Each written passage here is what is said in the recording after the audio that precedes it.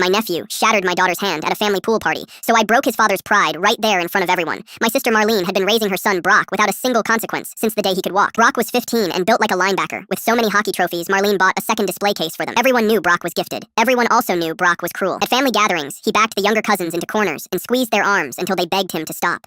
Told the smaller kids they were soft and useless, while his parents beamed at their big, strong, athletic son. My daughter Ren was 11 and tiny for her age. She loved the piano and watercolors and had never raised a hand to anyone. Brock decided that made her the perfect prey. For almost 2 years, he tormented her. He knocked her paintings off the table when no adults were watching. He yanked her braid hard enough to snap her head back. He whispered to her about what he'd do if she ever ran her mouth. I tried to handle it like an adult. I told Marlene Brock was being too rough with Ren, and it had to stop. She rolled her eyes and said, "Kids will be kids." She said Ren needed to grow a thicker skin. She said maybe if Ren played a real sport instead of sitting at a piano all day, she wouldn't be such an easy mark. Her husband Trevor nodded along and said Brock didn't have a mean bone in his body, that I was blowing normal kid stuff out of proportion. So I stopped bringing it up and just did my best to keep Ren away from him. Then came the 4th of July pool party at my parents' house. Trevor spent the first hour bragging about Brock's latest hockey showcase, Scouts circling, a college ride practically in the bag. I tuned him out and kept my eye on Ren in the shallow end near the grown-ups. Then I went inside to refill the cooler. I was gone, maybe 4 minutes. When I came back out, I heard screaming from the deep end. I sprinted toward it and found Ren sitting at the edge of the water, cradling her hand against her chest, her face white, her mouth open in a scream that had no sound left in it. Brock was standing over her with the diving board ladder gripped in his fist, smirking like he'd just won something. Her fingers were already swelling and bending in directions fingers are not supposed to bend. 2 of them were clearly broken, and the back of her hand was turning deep purple. The younger kids were crying and pointing at Brock. One of them was shouting that he'd slammed the metal gate of the ladder down on Ren's hand on purpose. I dropped down next to my daughter and held her wrist while she sobbed. Trevor came strolling over asking what the fuss was about. Brock immediately started talking. He said Ren grabbed the ladder first, that she was in his way, that it was an accident, and she should have moved. I asked the crying kids what happened. One said Ren didn't do anything, that Brock wanted to jump off the board, and she was just resting her hand on the rail, and when she didn't move fast enough, he yanked the gate down as hard as he could, and laughed. Trevor shook his head. He said kids exaggerate. He said there had to be more to it, that Brock would never hurt a little girl on purpose. He said Ren probably did something to set him off. That word, probably. My daughter was sitting there with 2 broken fingers, and a hand swelling up like a balloon, and my brother-in-law said she probably set him off. Something inside me snapped. I stood up slowly. Trevor was still talking. He was saying I coddled Ren too much, that maybe this would teach her to pay attention. I hit him mid-sentence. My fist caught him square in the jaw, and his head whipped to the side. He staggered back and went down on the wet concrete next to where Ren was still crying. He stared up at me with pure shock and said I'd lost my mind, that he was calling the police. He tried to push himself up, and I put my foot on his chest and held him there. I told him to stay down. I told him his son had been tormenting my daughter for 2 years, and he did nothing. I told him I'd come to him like a grown man and ask him to deal with it, and he laughed in my face. I told him his son just shattered an 11-year-old's hand over a diving board, and his first instinct was to blame her. I told him he failed as a father, and I was finished watching it happen. The paramedics came fast, and while one of them knelt beside my daughter, asking if she could wiggle her fingers, I looked over and saw Marlene crouched next to Brock, asking if his hand was okay, as if he were the one who'd been hurt. That was the moment I understood this was never going to be fixed with apologies and family talks. These people were already choosing the attacker over the child who was bleeding. Click here to watch full video.